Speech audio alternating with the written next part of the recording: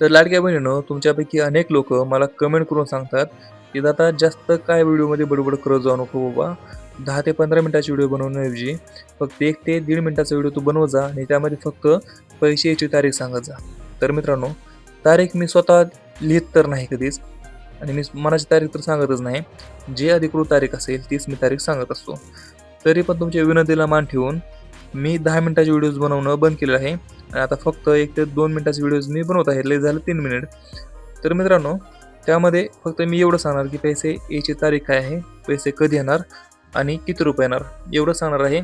आणि तारीख मित्रांनो, मी माझ्या मनाची नाही, तर अधिकृत तारीख जी असेल माहितीनुसार, अहवालानुसार, प्रेस नोटनुसार, बातम्यानुसार जे तारीख असेल, जी शक्यता व्यक्त केल्या जात असतील तेच मी तुम्हाला सांगणार आहे. तर ह्याबद्दलचं तुमचं आणखी काय वेगळं मत असेल तर ते देखील खाली कमेंटमध्ये नक्की सांगा. तसा मी बदल करून तुम्हाला सांगत जाईल. म्हणजे तारखेबद्दल म्हणा ना तर कशाबद्दलही म्हणा. तर मित्रांनो, चला आजचा 2 मिनिटाचा व्हिडिओ शूट करूया. 2 किंवा 3 मिनिटात असले ते. तर त्याआधी काय प्रश्न विचारतो की लाडकी बहीण योजनेचे पैसे येण्याआधी एक गोष्ट जवळपास प्रत्येक लाभार्थी करत आहेत. तुम्ही केली का नाही ते मला माहीत नाही. पण ती गोष्ट काय आहे माहिती आहे का? आणि त्यामुळे पैसे कधी येणार याचा अंदाज कसा येतो ते शेवटी मी तुम्हाला सांगणार आहे.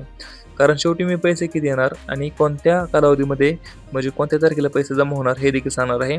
तर सध्या त्यामुळे व्हिडिओ शेवटपर्यंत पहा. तर सध्या अनेक महिला अनेक दिवसापासून अनेक वेळा बँक खाते तपासत आहेत. कारण एकदा पैसे जमा होण्याची प्रक्रिया सुरू झाली की लाभार्थ्यांच्या खात्यामध्ये रक्कम एकाच वेळी जमा होत नाही. बँकनिहाय आणि DBT प्रक्रियेनुसार पैसे टप्प्याटप्प्याने वर्ग केले जातात. त्यामुळे आज पैसे न आल्याचा अर्थ उद्याही पैसे येणार नाही असं अजिबात होत नाही.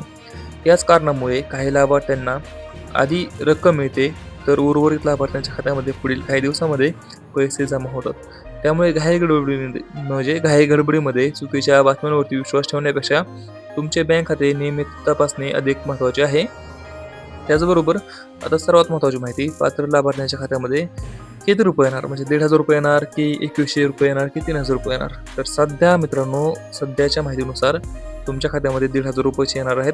2,100 रुपये किंवा 3,000 बद्दल कोणतीही घोषणा झालेली नाही. आणि 3,000 रुपये फक्त आतापर्यंत मला वाटतं एकदा झालेले आहेत सर्व महिलांच्या खात्यामध्ये. ते पण आचारसंहितेच्या आधी एक्स्ट्रा म्हणजे ॲडव्हान्समध्ये पुढच्या महिन्यात देखील पैसे 3,000 रुपये पाठवले होते. तशा आधीमध्ये बोनसमध्ये कोणताच म्हणजे अजून तर हप्ता पाठवलेला नाही. पण हां, ज्यांचा मागचा हप्ता राहिला आहे त्यांना अशा महिलांना पैसे भेटले असतील एकदम 3,000 रुपये किंवा 4,500 रुपये 2-3 महिन्याचे. परंतु सध्या तर 1,500 रुपये येणार आहेत. आणि आता सध्या उपलब्ध माहितीनुसार ही रक्कम पैसे कधी जमा होणार तर 25 ते 30 तारखेच्या दरम्यान या कालावधीमध्ये टप्प्याटप्प्याने तुमच्या खात्यामध्ये पैसे जमा होणार आहेत. टप्प्याटप्प्याने जमा होणार म्हणजे आधी तुमच्या शेजारी देखील पैसे येऊ शकतात 25 ते 30 तारखेच्या दरम्यान. म्हणजे असं येऊ शकतं 25ला तुमच्या शेजारी येऊ शकतात आणि 26 किंवा 27ला तुमच्या खात्यामध्ये येऊ शकतात. म्हणून असं नाही की तुमच्या शेजारी पैसे आले म्हणजे तुम्हाला येणार नाहीत. तर 25 ते 30 तारखेदरम्यान तुम्हाला देखील पैसे येणार आहेत तुमच्या खात्यामध्ये देखील, जर तुम्ही पात्र असाल तर. त्याचबरोबर आणखी काय तुमचे प्रश्न असतील तर खाली कमेंटमध्ये नक्की विचारा. आपण भेटूया पुढच्या व्हिडिओमध्ये. तोपर्यंत जय हिंद, जय महाराष्ट्र.